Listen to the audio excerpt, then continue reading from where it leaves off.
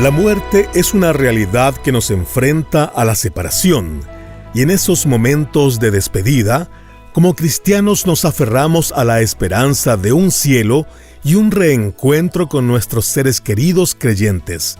Pero, ¿cómo podemos estar seguros de que esa esperanza es real? Bienvenido a Sabiduría para el Corazón. El pastor Stephen Davey, en la voz y adaptación de Daniel Cuquín, nos lleva a explorar un pasaje clave del Evangelio de Lucas, donde Jesús nos da una de las garantías más firmes de la vida eterna. Esta es la segunda lección de nuestra serie Demostraciones del Poder de la Resurrección. Abra su Biblia conmigo en Lucas capítulo 7 y no se pierda este mensaje titulado La garantía de nuestra esperanza eterna. Un líder cristiano del siglo pasado y su esposa tristemente experimentaron la pérdida de 3 hijos.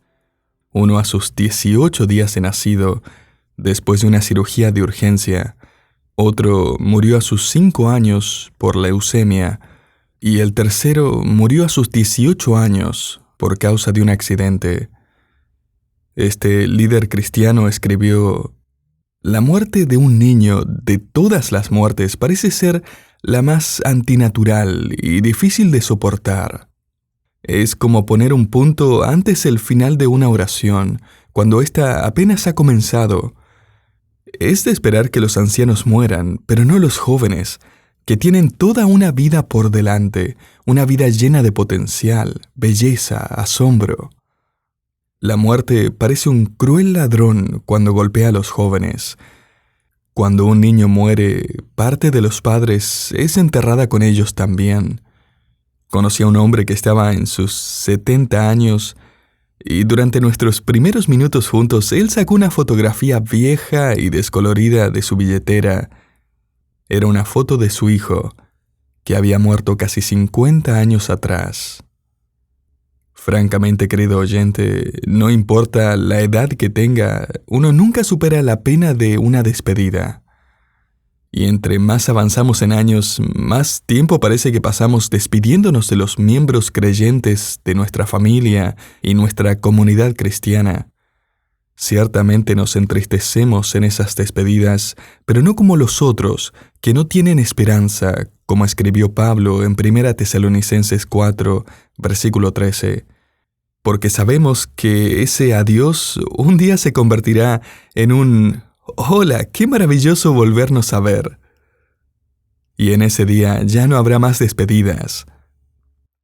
¿Cómo es que sabemos esto? ¿Qué evidencia real y tangible tenemos de esto?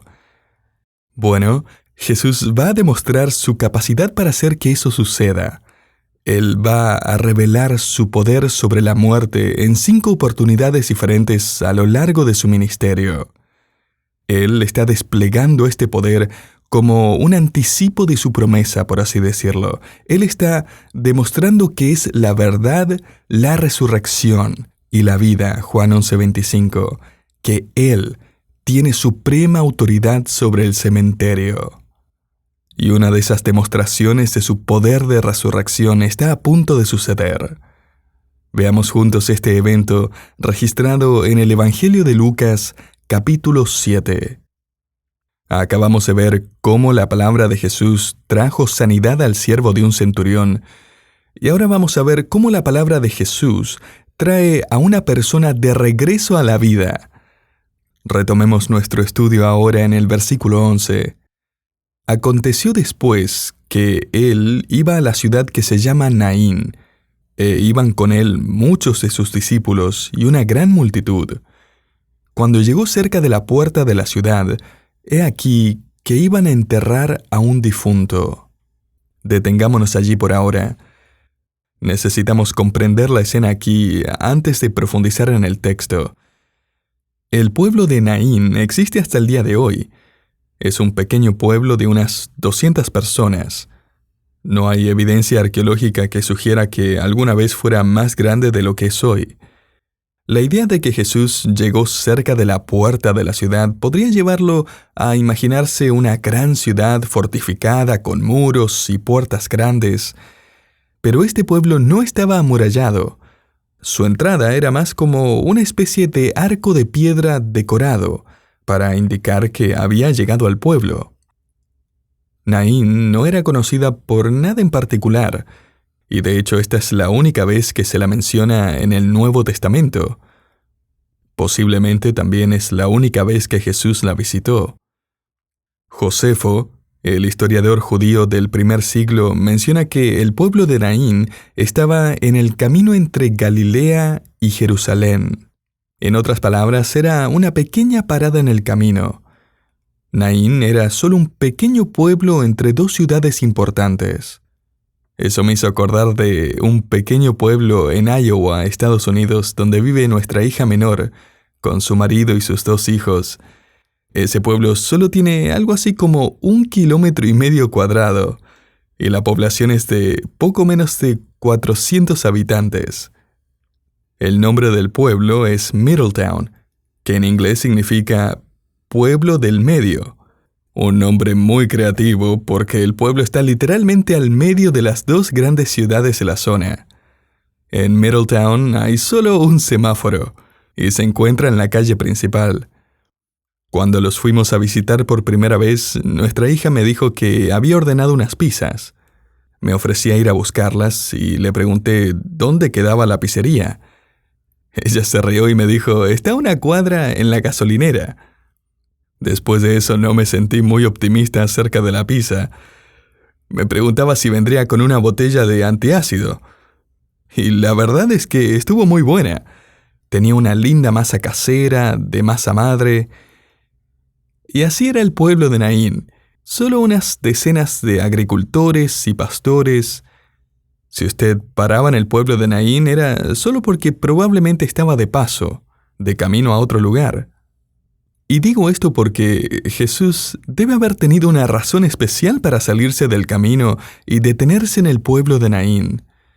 Aquí se nos dice que justo el Señor estaba llegando a la entrada del pueblo, junto a una multitud de sus seguidores, cuando otro grupo de personas van saliendo de la ciudad en una procesión fúnebre.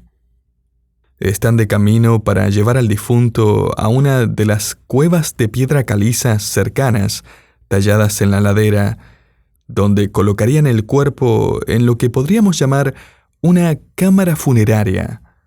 Y es que resulta que en esa cultura no enterraban a los muertos bajo tierra, sino que ponían los cuerpos en cuevas y luego colocaban piedras en la entrada para protegerlos de los animales salvajes. Una vez el cuerpo se descomponía, recogían los huesos secos y los ponían en una fosa común. Entonces, estas 2 multitudes se encuentran en la misma puerta y al mismo tiempo. Y permítame enfatizar el hecho de que esto no fue una coincidencia. Y es que nada de lo que Jesús hace es por accidente. Cada cosa que Él hace tiene un propósito. Incluso durante una tragedia tan extrema como la muerte de un jovencito, hay propósitos que son totalmente desconocidos para nosotros por ahora, pero un día podremos conocerlos. Mire esta escena nuevamente. Comenzamos leyendo la primera parte del versículo 12. Cuando llegó cerca de la puerta de la ciudad, he aquí que llevaban a enterrar a un difunto. Me encanta la expresión, he aquí. Significa, miren, atención. Podríamos parafrasearlo y expresarlo de esta manera. Bueno, ¿y quién lo diría? Jesús llegó en el momento justo. Déjeme decirle, querido oyente, que este funeral resulta ser la razón por la que Jesús le había dicho en algún momento a sus discípulos, ¿y qué dicen si pasamos por el pueblo de Naín? ¿Pero qué hay allí?, habría dicho alguno. Nada, la mayoría habría pensado. Pero Jesús sabía que ese no era el caso. Observe más de cerca el versículo 12. Cuando llegó cerca de la puerta de la ciudad, he aquí que llevaban a enterrar a un difunto, hijo único de su madre, la cual era viuda, y había con ella mucha gente en la ciudad. Como pastor, a lo largo de los años he estado en varias y largas procesiones fúnebres hasta algún cementerio. Y siempre es conmovedor ver a otras personas en el otro carril reducir la velocidad o detenerse por respeto. En algunas zonas rurales, los hombres se detienen y se quitan sus sombreros, mostrando sus condolencias por la familia y amigos del difunto. Hasta he visto a algunos juntar las manos para expresar que están orando por los afligidos. Ahora, en los días de nuestro Señor, usted no solo se detendría, sino que se daría la vuelta y se sumaría a la procesión. Acompañar un cortejo fúnebre era un acto piadoso, de honor y respeto. Y evidentemente todo el pueblo ha salido a la procesión. Todos, por supuesto, conocían a esta mujer. Y también conocían la devastación y las dificultades que esto significaría para ella en los días por venir. Una viuda, ahora sin proveedor o protector, estaría en gran riesgo. Al día siguiente, ella se despertaría no solo con el corazón roto, sino sola. Generalmente, y debido al clima, los muertos eran sepultados el mismo día que morían. Se lavaba el cuerpo y se ungía con especias aromáticas, y después lo envolvían en un simple sudario o sábana y se cubría la cara con otro paño. No lo metían en un ataúd como se suele hacer hoy, sino que lo llevaban en una especie de ataúd abierto, más parecido a una camilla, y unos hombres lo cargaban sobre sus hombros. A menudo la camilla se hacía de mimbre y lucía como una canasta bien larga. A todo esto, esa costumbre se mantuvo en los primeros años de la colonia en lo que hoy es Estados Unidos, especialmente en las llanuras, donde la madera era escasa. He visto representaciones de estas grandes canastas de mimbre tejidas para sostener el cuerpo hasta su entierro. Y de esta práctica antigua surgió una expresión que se usa en Estados Unidos hasta el día de hoy. En inglés se dice que alguien es un caso de canasta, como diciendo que está listo para la tumba. La canasta hace referencia a este tipo de féretro. Entonces, la expresión se usa para describir a alguien que ya está en una situación irremediable, que no tiene esperanza, que no tiene ni posibilidad de ayuda, es un caso perdido. Y querido oyente, esta escena de aquí es un caso perdido. El joven está muerto, está en la canasta. Su madre no tiene esperanza para el futuro, se encuentra llorando con el corazón roto en esta procesión fúnebre. Imagínese esto, hay una gran multitud de gente en un cortejo fúnebre y otra multitud que sigue a Jesús y se encuentran, por designio divino, en la puerta del pueblo al mismo tiempo. Una multitud dirigida por el príncipe invisible de la muerte y la otra por el príncipe visible de la vida. Y mire, si Jesús intenta hacer algo al respecto aquí y no puede, entonces todos nosotros somos casos perdidos, sin esperanza. La vida misma se convertiría en nada más que una larga procesión fúnebre sin sentido, hacia la desesperanza. El apóstol Pablo dijo claramente que si no hay resurrección y si en esta vida solamente esperamos en Cristo, somos los más dignos de conmiseración de todos los hombres. 1 Corintios 15:19.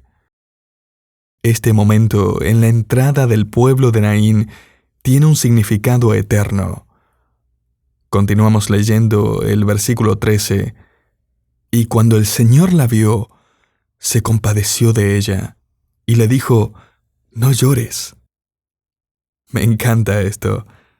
¿A dónde mira primero Jesús? ¿A la canasta?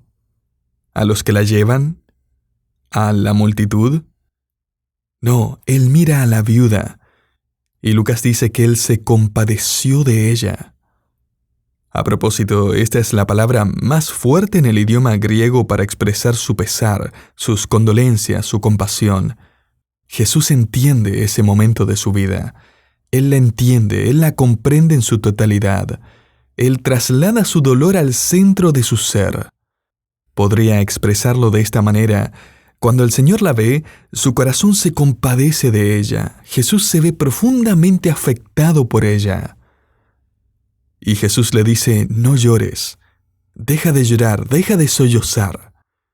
Algunos cristianos han malinterpretado este texto en el sentido de que no se debería llorar en los funerales, porque eso solo demuestra falta de fe. Pero Jesús no le está diciendo: no llores, ¿acaso no confías en Dios? O no llores, ¿vas a ver a tu hijo otra vez algún día? O deja de llorar, ¿no sabes acaso que Él está en el cielo? No, Jesús mismo va a llorar frente a la tumba de Lázaro. Y si Él puede llorar, usted también puede. Mire, esto es lo que está sucediendo. Jesús le dice básicamente: deja de llorar, porque estoy a punto de hacer algo especial. Para de llorar, porque no quiero que te pierdas de lo que va a pasar a continuación. Quiero que prestes mucha atención a lo que está por ocurrir. Mira esto. Note lo que el Señor hace a continuación. Leamos la primera parte del versículo 14. Y acercándose, tocó el féretro, y los que lo llevaban se detuvieron. O sea, todos quedaron congelados. Los portadores del féretro están atónitos. La viuda ciertamente ha parado de llorar. La multitud está sin aliento. Y es que Jesús, el rabino, el maestro, el Mesías, ha hecho lo impensable. Él acaba de tocar algo impuro.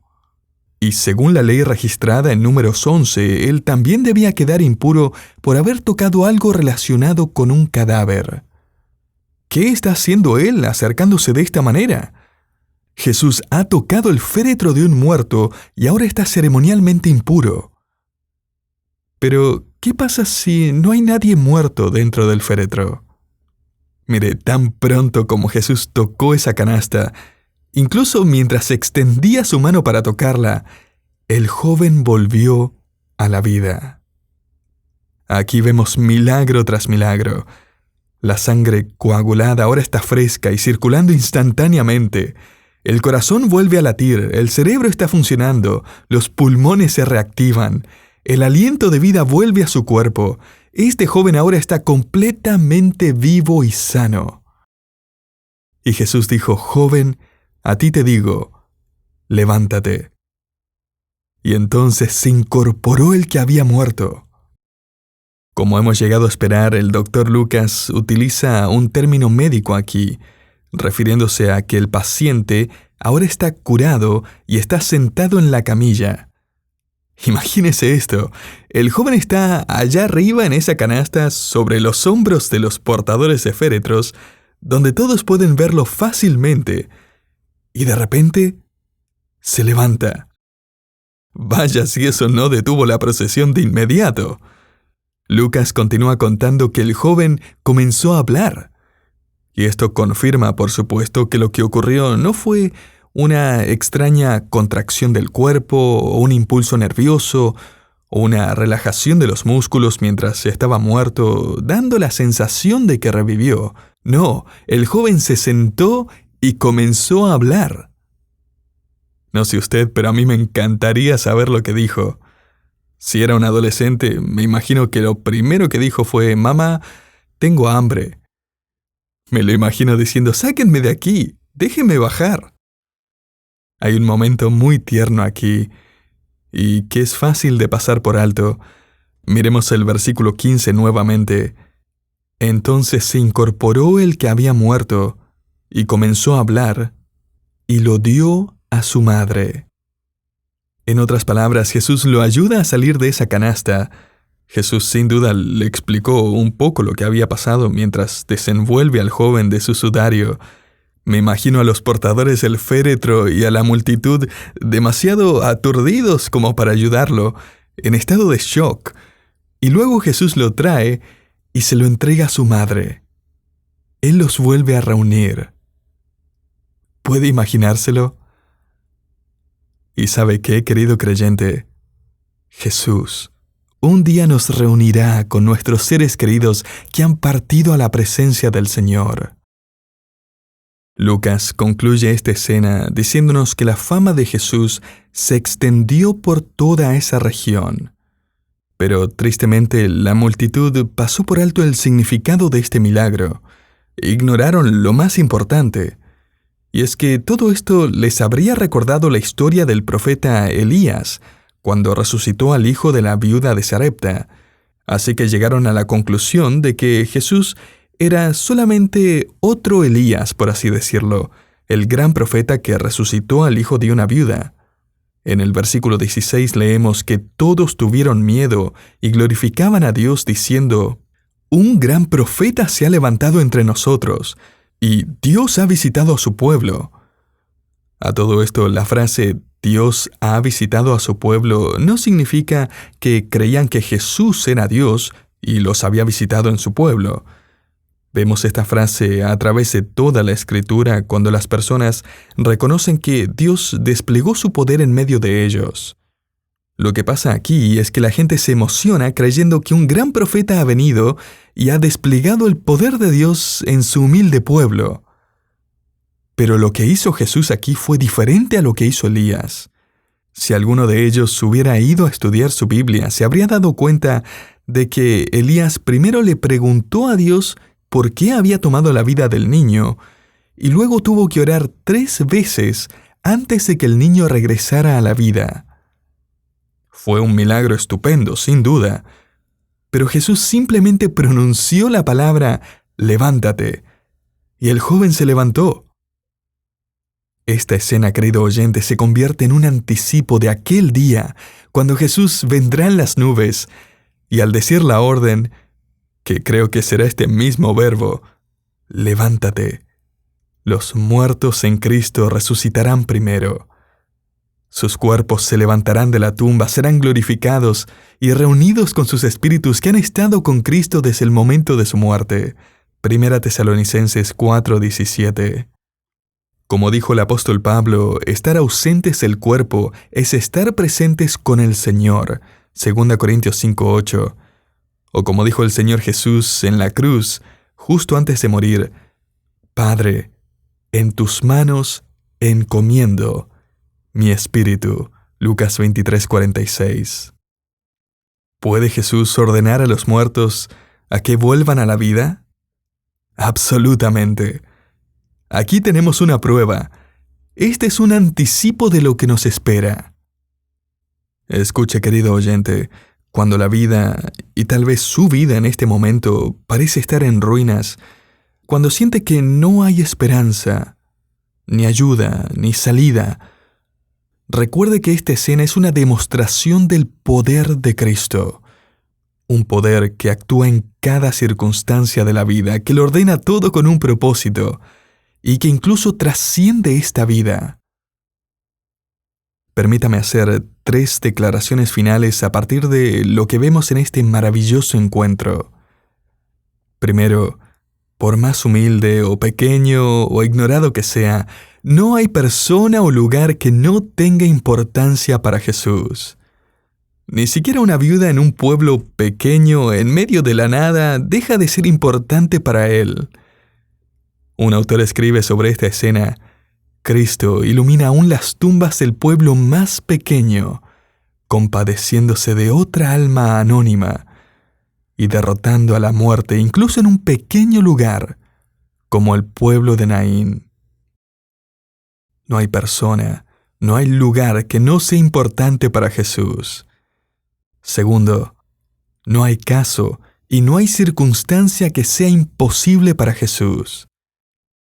Mire, esta era una escena completamente desoladora.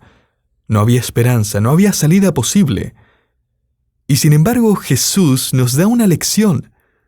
En lugar de evitarle el sufrimiento a esta viuda, Él decidió rescatarla después de experimentarlo.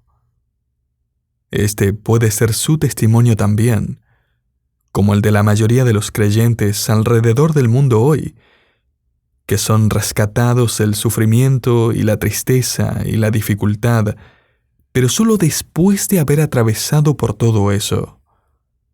Eso es lo que nos dijo el apóstol Pedro.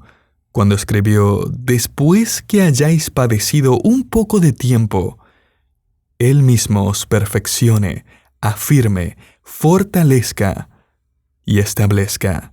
1 Pedro 5:10. No hay caso, no hay circunstancia que sea imposible para Jesús. Y finalmente, no hay sufrimiento y no hay pena que sea insignificante para Jesús. Cristo se compadece de nuestras debilidades y dolencias, como nos dice Hebreos 4:15. De hecho, uno de los sobrenombres de Jesús, por así decirlo, es varón de dolores, Isaías 53:3. El profeta Jeremías escribe que sus misericordias son nuevas cada mañana, Lamentaciones 3:23. Él no ignora su tristeza. Él está allí, con usted, compartiendo sus cargas. Piénselo de esta manera. Esta fue la realidad de esta madre en el pueblo de Naín, pero es la realidad para usted también, el día de hoy. El corazón del Señor está con usted. Él entiende su dolor. Él siente lo que está sobrellevando y se compadece de usted. Sus misericordias son nuevas cada mañana para usted. Este no es solo un versículo abstracto de la Biblia. Este no es solo un atributo divino que está por allá lejos. Este es un atributo de Cristo para vivirlo hoy. Eso es Él para usted. Y entonces, un día, Él mismo, personalmente le dirá a usted: te invito a salir de ese cortejo fúnebre en el que has estado toda tu vida. Y bienvenido a esta gran reunión. Bienvenido a tu nueva vida. Bienvenido al gozo de tu nuevo hogar eterno.